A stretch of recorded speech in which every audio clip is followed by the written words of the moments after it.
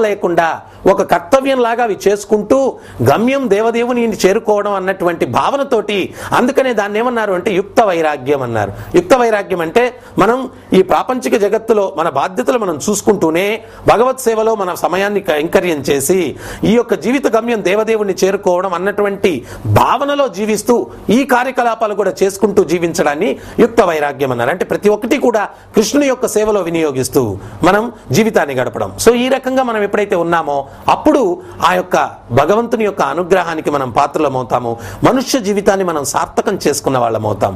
అట్లా కాకుండా కేవలం శారీరక భావన అంటే ఈ శరీరానితో సంబంధమైనటువంటిది ఏదైనా కానీ శరీరంతో అందమైపోతుంది, అది శాశ్వతంగా మనతో వచ్చేటువంటిది ఏమీ కాదనమాట. ఆత్మతో వచ్చేటువంటిది పరమాత్మ సేవ మాత్రమే. అదొక్కటే రేపు మనల్ని మృత్యువు నుంచి కాపాడుతుంది. భగవంతుడు కూడా ఏం చెప్తూ ఉన్నాడు, నేహావిక్రమణాసోస్తి ప్రద్యవాయోన విద్యతే స్వల్పమప్యస్య ధర్మస్య త్రాయతో మహతో భయాత్. నాకు చేసుకున్న స్వల్ప ధర్మమే త్రాయతో మహతో భయాత్, అతి భయంకరమైనటువంటి మృత్యువు నుంచి నిన్ను కాపాడుతుంది. దానికి ముందు మనం శారీరక భావన, సుఖ దుఃఖాలకు మనం అతీతమైనటువంటి చైతన్యం, శత్రుమిత్రులకు అతీతమైనటువంటి చైతన్యం. మనం ఒక్క శత్రువుని కలిగి ఉన్నా కానీ ఈ యొక్క సమాజంలో మనం ముక్తిని పొందేదానికి అవకాశం లేదు. అందరూ సమదృష్టితోటి అందరినీ మిత్రులుగా మనం ఎప్పుడైతే చేసుకుంటామో, ఉదాహరణకి చరిత్రలో జయదేవ్ గోస్వామి ఆయన చాలా గొప్ప భక్తుడు. చిన్న వయసులోనే ఆయన భగవత్ చింతనలో ఉండేటువంటి వాడు. అయితే ఆయన ఏం చేసేవాడు అంటే గురుకులానికి వెళ్తే విద్య నేర్చుకునేదానికి అక్కడ గురువుగారు విద్య చెప్తూ ఉంటే విద్య నేర్చుకునేవాడు కాదు. పిల్లలందరితో కలిసి వెళ్ళి రామాయణంలోనో మహాభారతంలోనో ఏదో ఒక కథలు డ్రామాల్లాగా ఆయన ఆటలాడి వచ్చేస్తూ ఉండేవాడు అనమాట. ఒకరోజు తండ్రి ఏదో మార్కెట్కి వెళ్ళారు ఏదో వస్తువులు కొనడానికి. అక్కడ గురుకులం ఉపాధ్యాయుడు కనిపించాడు అనమాట. గురువుగారు, మా పిల్లవాడు ఎట్టా చదువుతూ ఉన్నాడని అడిగాడు. అప్పుడు గురువుగారు చెప్పారు, ఈ ఊర్లో గురుకులం మూసేసి చాలా రోజులైంది అన్నాడు. ఇదేంటిది, రోజు మా వాడు వస్తున్నాడు కదా అంటే, తాజెడ్డా కోతి వనమెల్లా చెడిచిందని మీ వాడు చెడ్డమే కాకుండా అందరినీ చెడుపుతున్నాడు, అదేదో రామాయణంలో డ్రామా అని చెప్పి ఇంకోటి అని చెప్పి వెళ్ళిపోతున్నారు, అక్కడ చదువు చెప్పడానికి పిల్లలు ఎవరు ఉండట్లేదు, అందువల్ల నేను గురుకులాన్ని మూసివేశాను అని చెప్పారు. ఈ లోపల తండ్రి ఇంటి దగ్గరికి వచ్చేసరికి ఏం జరిగింది అంటే అక్కడ ఒక రైతు తండ్రి కోసం వేచి ఉన్నాడు. ఏమయ్యా అంటే, మీ పిల్లవాడు ఈరోజు లంకా దహనం నాటకం అంట మా యొక్క అరటి తోటంతా తగలబెట్టేశాడు, అందువల్ల అక్కడ జరిగిన నష్టానికి మీరు డబ్బు కట్టాలా అన్నాడు. అప్పుడు ఈయన గురువుగారు చెప్పింది ఖచ్చితంగా సత్యమే, అది వీడు చూడు ఎంత దుర్మార్గుడిగా తయారయ్యాడో, లంకా దహనం ఏంటి, అరటి తోట తగలబెట్టడం ఏంటి, వాడు రాని కథ చెప్తానని చెప్పి తండ్రి ఆయన ఏదో నచ్చజెప్పి పంపించేశాడు. జయదేవ్ గోస్వామి ఇంటికి వచ్చేసరికి చేతిలో కర్ర పెట్టుకొని సిద్ధంగా ఉన్నాడు ఈయనకి బెడత పూజ చేయడానికి.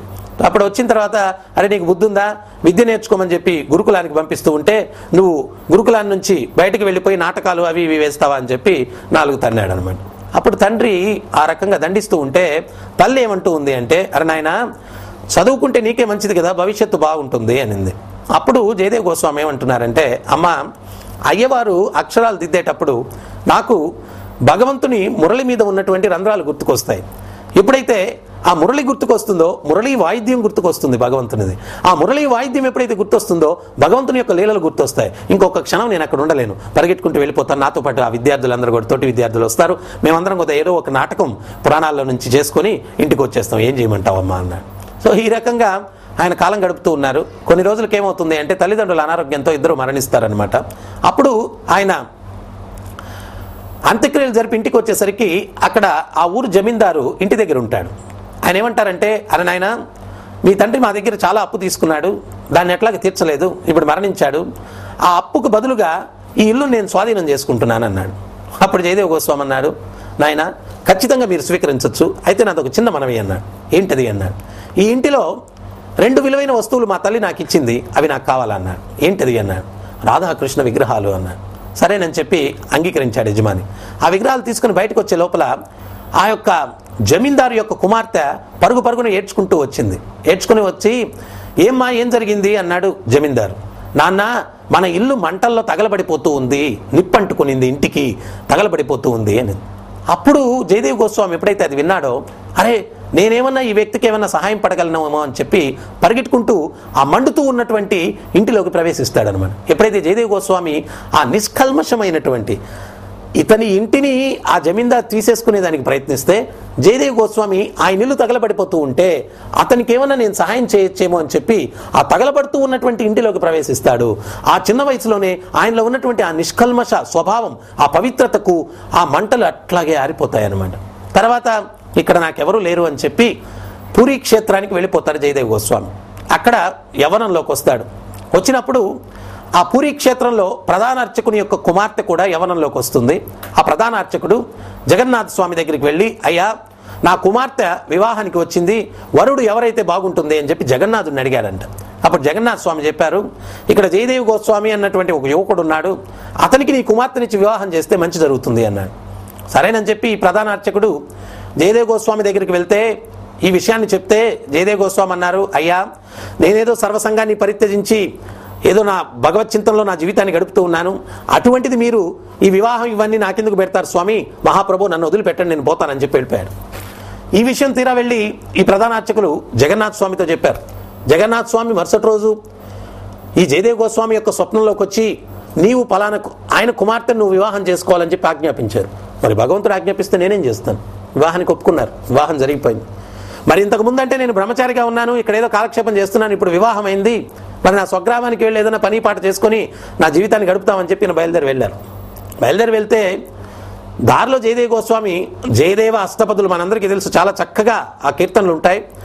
ఆయన ఆ కీర్తనలు పాడుకుంటూ పోతూ ఉంటే ఆ మార్గంలో ఒక రాజు వెళ్తూ ప్రయాణం చేసి ఆ కీర్తనలు విని ఆ రాజు ఏమన్నాడు అంటే, అయ్యా మా రాజ్యానికి వచ్చి ఈ యొక్క కీర్తనలు మీరు పాడండి, నా ప్రజలందరూ కూడా వింటే ఆధ్యాత్మిక భక్తి భావంలో వాళ్ళందరూ కూడా తరిస్తారు అని చెప్పి పేర్కొన్నాడు. జయదేవ్ గోస్వామి అంగీకరించారు. అంగీకరించి ఆయనతో వెళ్ళి ఆ రాజ్యంలో పెద్ద కచేరీ ఏర్పాటు చేశారు. అక్కడ ఉన్నటువంటి ప్రజలందరినీ కూడా ఆధ్యాత్మిక భావంలో ఈయన ముంచి వేశారనమాట. ఎంతో తన్మయత్వంలో వాళ్ళందరూ కూడా ఆధ్యాత్మిక భావాలను పొందారు. అప్పుడు ఏమైంది అంటే ఆ రాజు చాలా సంతుష్టుడై ఈ జయదేవ్ గోస్వామికి చాలా విరాళాలు ఇచ్చారు. నగలు, బంగారు, ధనము అన్నీ కూడా ఇచ్చారు. జయదేవ్ గోస్వామి అయ్యాను ఇవన్నీ నాకు వద్దన్నాడు, కానీ ఆయన బలవంతంగా ఇచ్చారు. మరి అవి తీసుకుని వస్తూ ఉంటే దారిలో ఏం జరిగింది అంటే ఒక నలుగురు దొంగలు జయదేవ్ గోస్వామి దగ్గరికి వచ్చి ఈ విలువైనటువంటి వస్తువులన్నీ మాకు ఇచ్చేయమన్నారు. ఎప్పుడైతే అడిగారో ఈయన మారు మాట్లాడకుండా ఇచ్చేశాడు.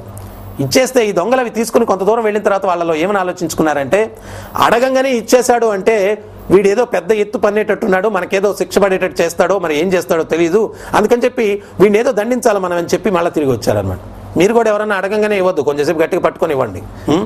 సో ఆయన తిరిగి వచ్చి దొంగలు ఏం చేశారు అంటే జయదేవ్ గోస్వామిని చేతులు కాళ్ళు రెండు ఖండించేశారు, నీళ్లు లేని బావిలో తోసేశారు. ఆయన నీళ్లు లేని బావిలో పడిపోయాడు. అప్పుడు వీళ్ళు దొంగలు వాళ్ళ మార్గాన్ని వాళ్ళు వెళ్ళిపోయారు. రక్తం కారుతూ ఉంది, రక్తపు టేరులో పడుకొని ఉన్నాడు, రక్తపు ముద్దగా పడి ఉన్నాడు జయదేవ్ గోస్వామి. అటువంటి దుస్థితిలో భగవంతునితో ఏం ప్రార్థిస్తున్నారంటే జయదేవ్ గోస్వామి, ఈ మహాత్ములు ఎవరో నాలో మోహాన్ని తొలగించడానికి ఈరోజు ఇక్కడ అవతరించారు. ఈ ధనంతో నేను భగవంతుని మర్చిపోయి ఉండేవాడినేమో, ఆ ధనాన్ని తీసుకోవడమే కాకుండా ఈ ప్రపంచం ఏమీ ఇక్కడేదో సెటిల్మెంట్ అయ్యే ప్రదేశం కాదు. ఇద్దరు వ్యక్తులు కలిస్తే ఏమనుకుంటారు, ఏమన్నా సెటిల్ అయ్యావా బా, ఇంకొంచెం టైం పడుతుందయ్యా సెటిల్ కావడానికి.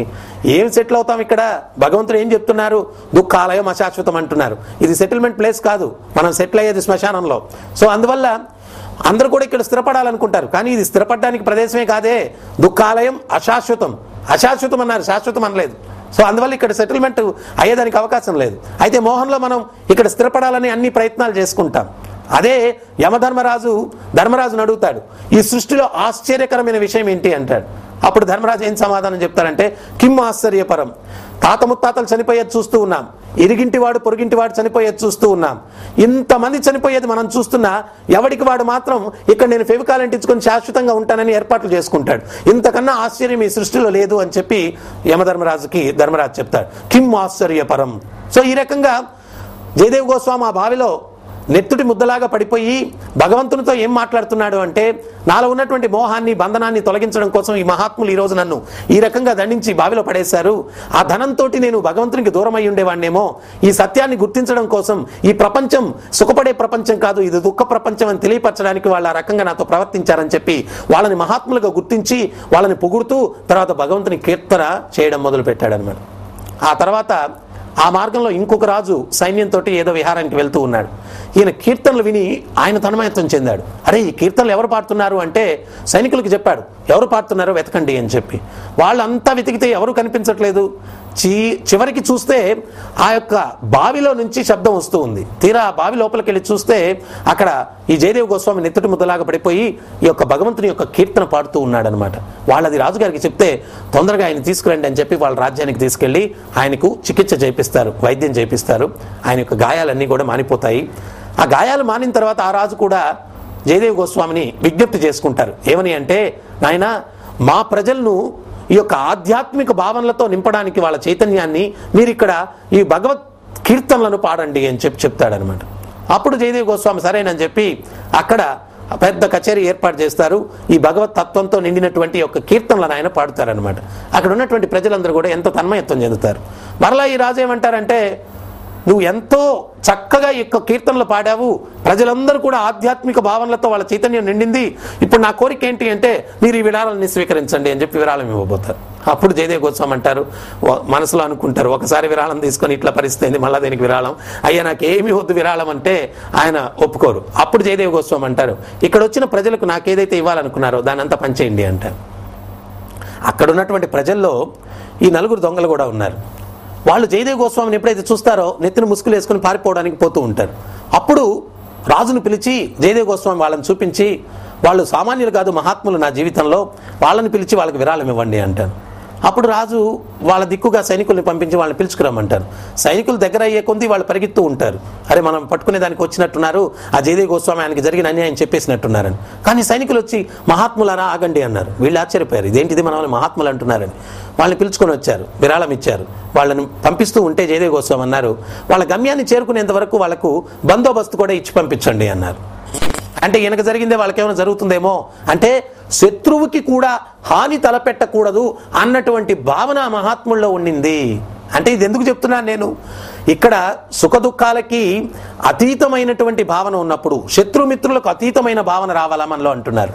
దానికి ముఖ్యంగా శరీరం ఆత్మ వేరన్నటువంటిది మనం గుర్తించాలా, లేకపోతే శరీర సంబంధమైనటువంటి భావనలో మనం ఉన్నట్లయితే శరీరానికి వచ్చేటువంటి సుఖ దుఃఖాలకు కలత చెందుతాము, శత్రుమిత్రుత్వాలకు కలత చెందుతాము, ఇవన్నీ ఉంటాయన్నమాట. సో అందువల్ల వాటికి అతీతమైనటువంటి చైతన్యం ఉన్నటువంటి వ్యక్తులు ఏ రకంగా ప్రవర్తించుకుంటారు అనేటువంటి సత్యాన్ని తెలియపరచడం కోసం ఈ యొక్క లీల మనం చర్చిస్తూ ఉన్నాం జయదేవ్ గోస్వామిది. ఆయన మహాత్ముడు అంటూ ఉన్నారు వీళ్ళని. సో తనకు జరిగిందే వాళ్ళకేమైనా జరుగుతుందేమో అన్నటువంటి ఉద్దేశంతో బందోబస్తు ఇచ్చి పంపించమన్నారు. తీరా బందోబస్తు వెళ్తూ ఉంటే వీళ్ళ ముఖాలు ఎట్టున్నాయి, దొంగ కోళ్ళు బట్టే ముఖాల్లాగా ఉన్నాయి. ఈ సైనికులకి తెలుసు, face is the index of mind అన్నారు. మనసులో ఏముందో ముఖాన్ని బట్టి చెప్పొచ్చు అన్నారు. వాళ్ళ ముఖం చూస్తే దొంగల్లాగా ఉన్నారు, ఆయనేమో మహాత్ముడు అంటున్నాడు. ఈ సైనికులకి ఏం అర్థం కాలేదు. అందువల్ల ఈ సైనికులు ఏమంటున్నారంటే, అయ్యా ఆయనకు మీకు అసలు సంబంధం ఏంటి, ఆయన మిమ్మల్ని తెగ పొగిడేస్తున్నారు, మహాత్ములు మహాత్ములు అని చెప్పి, అసలు ఏంటి కథ అన్నాడు. అప్పుడు ఈ దుర్మార్గులు ఏం చెప్తారంటే, మీరు ఆయన్ని చాలా గొప్ప వ్యక్తి, మహాత్ముడు అని చెప్పి ఆయన చేత కీర్తనలు అవి ఇవి పాడిస్తూ ఉన్నారు. ఆయన చాలా దుర్మార్గుడు. పక్క రాజ్యం రాజు ఆయనకి శిరశ్ఛేదనం విధించమని చెప్తే మేము కరుణతోటి కాళ్ళు చేతులు తీసేసి వదిలేసాం కరుణతోటి అని చెప్పి చెప్తారనమాట. అంత పెద్ద అబద్ధం చెప్తారు. ఎప్పుడైతే భూదేవి కూడా ఏం చెప్తుంది అంటే, ఎటువంటి పాపినైనా నేను ఓర్చుకుంటాను, కానీ అసత్యం చెప్పేవాడిని నేను ఓర్చుకోలేను అని చెప్పి, భరించలేను అని చెప్పి భూదేవి చెప్తుందనమాట. వాడు అంత మహాత్ముడు ఆయన. ఈ దుర్మార్గులు ఆ మహాత్ముడి మీద అంత అభాండం వేసేసరికి భూమి ఓర్వలేక 2 బద్దలుగా భూమి చీలిపోయి ఈ యొక్క దుర్మార్గులు దాంట్లో పూడిపోతారనమాట, పుడుచుకుపోతారు. అది చూసినటువంటి సైనికులు ఆశ్చర్యపోతారు. అరే, వాళ్ళు ఆ మాట చెప్పిన తక్షణమే భూమి 2గా చీలిపోయింది, వీళ్ళు లోపలికి వెళ్ళిపోయారు ఏంటి అని చెప్పి ఆ యొక్క విషయాన్ని తెలియపరచడం కోసం రాజుగారి దగ్గరికి వెళ్ళి విషయం చెప్తారు. రాజుగారి దగ్గరికి వెళ్ళి ఎప్పుడైతే విషయం చెప్తారో అప్పుడు రాజుగారు ఈ యొక్క జయదేవ్ గోస్వామి దగ్గరికి వచ్చి, స్వామి అసలు వాళ్ళు ఎవరు, వాళ్ళతో మీకు సంబంధం ఏంటి, మీరేమో మహాత్ములు అన్నారు, వాళ్ళేమో మీరు చాలా దుర్మార్గులు అని చెప్పి మిమ్మల్ని శిరశ్ఛేదనం విధించమంటే వాళ్ళు ఏదో కాళ్ళు చేతులు వదిలేసి ప్రాణాలతో విడిచిపెట్టారని చెప్పి వాళ్ళేదో చెప్తున్నారు. ఆ మాట చెప్పిన తక్షణమే భూమి బద్దలుగా చీలిపోయి వాళ్ళు భూమిలో కూరుకుపోయారు అని చెప్పినప్పుడు అప్పుడు ఈయన విలపిస్తున్నాడు. అరే, వాళ్ళకి ఆ రకంగా జరిగిందా అని చెప్పి రాజుగారు విజ్ఞప్తి చేసుకునేసరికి అస్సలు జరిగిన విషయాన్ని రాజుకు వివరిస్తాడు. వాళ్ళు ఏ రకంగా దొంగతనం చేయడానికి వచ్చారు, ఆ వస్తువులు ఇస్తే వాళ్ళు మళ్ళీ వచ్చి చేతులు కాళ్ళు ఖండించింది, ఇవన్నీ చెప్పినప్పుడు, స్వామి వాళ్ళు అంత దుర్మార్గం చేస్తే వాళ్ళని మీరు మహాత్ములుగా గుర్తించి వాళ్ళని పిలిపించి వాళ్ళకి విరాళాలు ఇప్పించి మళ్ళా బందోబస్తు ఇచ్చి మరీ పంపించారంటే మీరు సామాన్యులు కాదు. నిజంగా ఆ భగవంతుడే ఉంటే మీకు పాదపద్మాలు ఇచ్చినట్లయితే ఆ పాదపద్మాలను నా కన్నిటితో నేను అభిషేకం చేస్తాను అని చెప్పి భగవంతుడిని ఎప్పుడైతే రాజు వేడుకుంటాడో ఆ క్షణంలో మళ్ళా జయదేవ్ గోస్వామికి చేతులు కాళ్ళు భగవంతుడు ప్రసాదిస్తాడు. నిజంగానే ఆ రాజు ఆయన పాదాల మీద పడి కన్నీళ్లతోటి ఆయన పాదాలను కడుగుతాడనమాట. సో ఈ రకంగా అటువంటి మహాత్ములు పుట్టినటువంటి పుణ్యభూమి ఇది. మనలో కూడా అటువంటి ఉన్నత లక్షణాలు రావాలా అంటే ఆ దేవదేవుని యొక్క సేవలో మనల్ని మనం కైంకర్యం చేసుకొని ఈ యొక్క శత్రుమిత్రుల భేదం లేకుండా సమూహం సర్వభూతేషు సమదృష్టిని మనం పెంపొందించుకోవాలా. భగవద్గీతలో భగవంతుడు చెప్తున్నారు, విద్యా వినయ సంపన్నే బ్రాహ్మణే గవిహస్తిని సునీచైవ స్వపాకేచ పండిత సమదర్శన. యథార్థ జ్ఞానం కలిగిన వాడు. యథార్థ జ్ఞానం అంటే బీటెక్ ఎంటెక్ కాదు, అవన్నీ చదువుతూ ఉన్నారు కానీ సమదృష్టి ఎక్కడుంది? లేదు. యథార్థ జ్ఞానం ఏది అంటే ఆత్మజ్ఞానం. ఎప్పుడైతే ఆత్మజ్ఞానాన్ని మనం అర్థం చేసుకుంటామో అప్పుడు సమదృష్టి. బ్రాహ్మణుడు, గోవు, ఏనుగు, సునక మాంసం తినే చండాలుడు అందరూ ఆత్మస్వరూపులే. నాకు ఈ భూమి మీద నివసించడానికి ఎంతైతే అర్హత ఉందో ప్రతి ఒక్కరికి అదే అర్హత ఉంది అన్నటువంటి భావన యథార్థ జ్ఞానం వల్ల వస్తుంది. సో అందువల్ల మనం ఏంటి అంటే ఆ యథార్థ జ్ఞానాన్ని భగవద్గీత ద్వారా తెలుసుకుంటూ ఆ జ్ఞానంతో పాటు విజ్ఞానం మనలో రావడం కోసం సాధన, కలియుగంలో మనలో ఉన్నటువంటి అవలక్షణాలన్నీ తొలగించబడడానికి మనం కలియుగం ఏం చెప్తుంది?